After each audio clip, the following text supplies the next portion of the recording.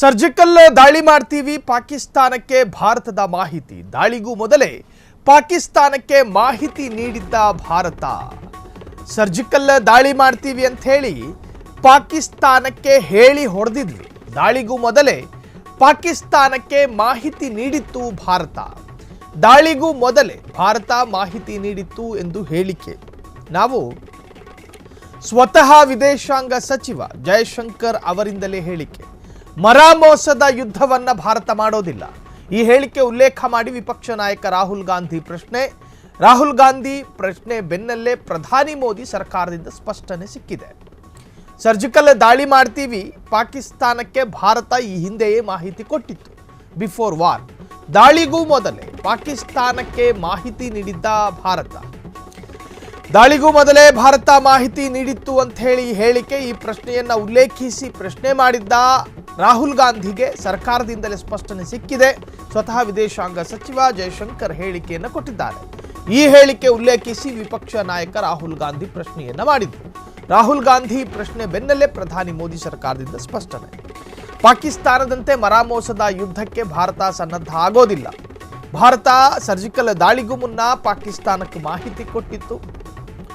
ದಾಳಿಗೂ ಮೊದಲೇ ಪಾಕಿಸ್ತಾನಕ್ಕೆ ಮಾಹಿತಿ ನೀಡಿದ್ದಂತಹ ಭಾರತ ದಾಳಿಗೂ ಮೊದಲೇ ನಾವು ಸರ್ಜಿಕಲ್ ಸ್ಟ್ರೈಕ್ ಮಾಡ್ತೀವಿ ಎನ್ನುವಂತಹದರ ಸಣ್ಣ ಸುಳಿವನ್ನ ಭಾರತ ಪಾಕಿಸ್ತಾನಕ್ಕೆ ಕೊಟ್ಟಿತ್ತು. ಸ್ವತಃ ವಿದೇಶಾಂಗ ಸಚಿವ ಜಯಶಂಕರ್ ಅವರಿಂದಲೇ ಈಗ ಸ್ಪಷ್ಟನೆ ಸಿಕ್ಕಿದೆ. ಈ ಒಂದು ಹೇಳಿಕೆಯನ್ನು ಉಲ್ಲೇಖ ಮಾಡಿಕೊಂಡು ವಿಪಕ್ಷ ನಾಯಕ ಅರ್ಥಾತ್ ರಾಹುಲ್ ಗಾಂಧಿ ಪ್ರಶ್ನೆ ಮಾಡಿದ್ರು. ರಾಹುಲ್ ಗಾಂಧಿ ಪ್ರಶ್ನೆ ಬೆನ್ನಲ್ಲೇ ಪ್ರಧಾನಿ ಮೋದಿ ಸರ್ಕಾರದಿಂದ ಈಗ ಸ್ಪಷ್ಟನೆ ಸಿಕ್ಕಿರುವಂತಹದ್ದು. ನಾವು ಪಾಕಿಸ್ತಾನಕ್ಕೆ ಆರಂಭದಲ್ಲೇ ಎಚ್ಚರಿಕೆಯನ್ನು ಕೊಟ್ಟಿದ್ವಿ ಎಂದು ಸಚಿವರು ಹೇಳಿದ್ದಾರೆ. ಆದರೆ ಸಚಿವರು ಹೇಳಿದ್ದು ಆಪರೇಷನ್ ಸಿಂಧೂರದ ಆರಂಭಿಕ ಹಂತದಲ್ಲಿ ವಿದೇಶಾಂಗ ಸಚಿವರ ಹೇಳಿಕೆಯನ್ನು ತಪ್ಪಾಗಿ ಅರ್ಥೈಸಲಾಗಿದೆ. ರಾಹುಲ್ ಗಾಂಧಿ ಹೇಳಿಕೆಗೆ ವಿದೇಶಾಂಗ ಸಚಿವಾಲಯದಿಂದ ಈಗ ಸ್ಪಷ್ಟನೆ ಸಿಕ್ಕಿದೆ. ಆದರೆ ಭಯೋತ್ಪಾದಕ ತಾಣಗಳ ದಾಳಿಗೂ ಮೊದಲೇ ಪಾಕಿಸ್ತಾನಕ್ಕೆ ನಾವು ಮಾಹಿತಿಯನ್ನು ನೀಡಿದ್ವಿ. ಈ ಕಾರ್ಯಾಚರಣೆಯಿಂದ ಪಾಕಿಸ್ತಾನ ಸೇನೆ ಮಧ್ಯಪ್ರವೇಶಿಸದಂತೆ ಹೇಳಿದ್ವಿ. ಮಧ್ಯಪ್ರವೇಶ ಮಾಡಬಾರದು. ಆದರೆ ಪಾಕಿಸ್ತಾನದ ಸೇನೆ ನಮ್ಮ ಮಾತು ಕೇಳಲಿಲ್ಲ. ವಿದೇಶಾಂಗ ಸಚಿವ ಎಸ್ ಜಯಶಂಕರ್ ಹೇಳಿಕೆಯನ್ನು ನೀಡಿದರು. ವಿದೇಶಾಂಗ ಸಚಿವರ ಹೇಳಿಕೆಯನ್ನು ಉಲ್ಲೇಖ ಮಾಡಿಕೊಂಡು ಕಟುವಾಗಿ ಪ್ರಶ್ನಿಸಿದ ರಾಹುಲ್ ಗಾಂಧಿ. ಸರ್ಜಿಕಲ್ ದಾಳಿ ಮಾಡ್ತೀವಿ ಅಂತ ಹೇಳಿ ಭಾರತ ಪಾಕಿಸ್ತಾನಕ್ಕೆ ಮಾಹಿತಿಯನ್ನು ಕೊಟ್ಟಿತ್ತು. ಇದು ವಿದೇಶಾಂಗ ಸಚಿವರಿಗೆ ಸ್ಪಷ್ಟನೆ ಕೊಟ್ಟಿರುವಂತಹದ್ದು. ಏನು ಹೇಳಿದ್ದಾರೆ ಒಂದ್ಸತಿ ಕೇಳಿಸ್ಕೊಳ್ಳಿ. Ceasefire, I think one of you asked me inside about trade as well. On the ceasefire, what you call ceasefire, we call cessation of firing and military action. We achieved,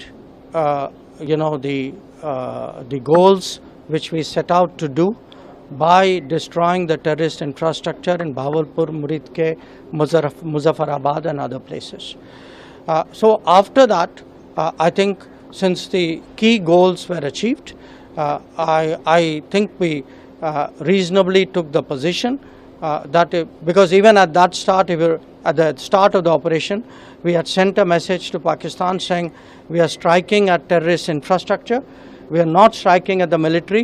So the military has an option of standing out and not interfering in this process. They chose not to take that good advice.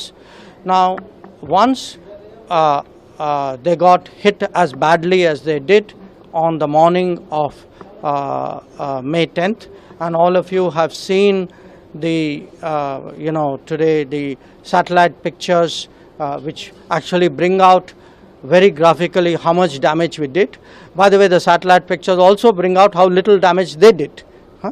So these pictures I think will tell you what a hit they took, and the same people who are not willing to stand down on 7th May were willing to talk and stand down on the 10th of May. It is very clear who wanted the cessation of firing. Ceasefire, I think one of you asked me inside about trade as well. On the ceasefire, what you call ceasefire, we call cessation of firing and military action. We achieved, the goals which we set out to do by destroying the terrorist infrastructure in Bahawalpur, Muridke, Muzaffarabad and other places. So after that, I think since the key goals were achieved, I think we reasonably took the position that because even at that start, yes, ಇದು ವಿದೇಶಾಂಗ ಸಚಿವ ಜಯಶಂಕರ್. ಭಾರತ ಮೊದಲೇ ಪಾಕಿಸ್ತಾನಕ್ಕೆ ಮಾಹಿತಿ ಕೊಟ್ಟಿತ್ತು, ನಾವು surgical strike ಮಾಡ್ತೀವಿ, ಭಯೋತ್ಪಾದಕರ ವಿರುದ್ಧದ ದಾಳಿ ಇದು, ಪಾಕಿಸ್ತಾನದ ಸೈನ್ಯ ಇದಕ್ಕೆ ಮಧ್ಯಪ್ರವೇಶ ಮಾಡಬಾರ್ದು ಅಂತ ಹೇಳಿ ಎಲ್ಲ ತರಹದಲ್ಲಿಯೂ ಕೂಡ ನಾವು ತಿಳಿ ಹೇಳಿದ್ವಿ. ಆದರೆ ಪಾಕಿಸ್ತಾನದ ಸೇನೆ ಮಾತ್ರ ನಮ್ಮ ಮಾತು ಕೇಳುವ ಯಾವ ಮನಸ್ಸು ಮಾಡಲಿಲ್ಲ, ಹಾಗಾಗಿ ನಾವು ದಾಳಿ ಮಾಡಿದ್ವಿ.